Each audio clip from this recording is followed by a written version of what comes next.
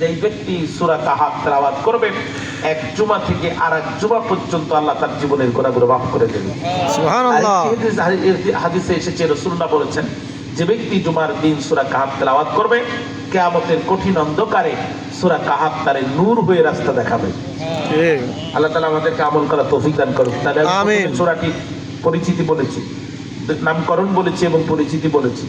2 নম্বরে আমি সূরাটির তেলাওয়াতকৃত সূরার সাথে পূর্বের সূরার সম্পর্ক, মাইকের আওয়াজ বাড়ায় দেন আর একটু কমিয়ে দেন।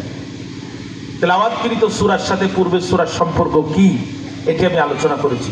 3 নম্বর পয়েন্টে এই সূরা তেলাওয়াত করলে আমাদের কি লাভ হবে, আমি প্রায় 4টা হাদিস আপনাদের সামনে বলেছি।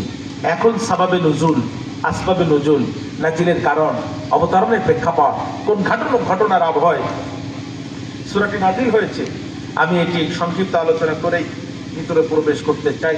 আপনারা কি রাজি আছেন ভাই? কোরআনকে বন্ধ করে দেওয়ার জন্য, কোরআনের আওয়াজকে কণ্ঠরোধ করার জন্য মক্কার কাফেররা 2 জন বুদ্ধিজীবীকে মদিনার ইহুদিদের কাছে পাঠালো। একজনের নাম হচ্ছে নজর ইবনে হারেস, আরেকজনের নাম হচ্ছে উকবা ইবনে আবি মুঈত। এই 2 জন কাফেরকে তারা মদিনার ইহুদিদের কাছে পাঠালো বুদ্ধি দিতে, যে কোরআনের এই দাওয়াতকে কিভাবে স্তব্ধ করে দেওয়া যায়। তাহলে সে যুগে কোরআনের দাওয়াতকে মাটির সাথে মিশায় দিতে চেয়েছিল যারা কাফের ছিল তারা, আজও ছলে বলে কৌশলে কোরআনের দাওয়াতকে মাটির সাথে মিশায় দিতে চায় যারা, উপরে মুসলমানের লেবেল লাগায় ভিতরে কুফরি লালন করে তারা। ঠিক। আল্লাহ পাক বলছেন সূরা মাইদার ভিতরে, ওয়া মান লাম ইয়াহকুম বিমা আনজালাল্লাহু ফাউলাইকা হুমুল কাফিরুন।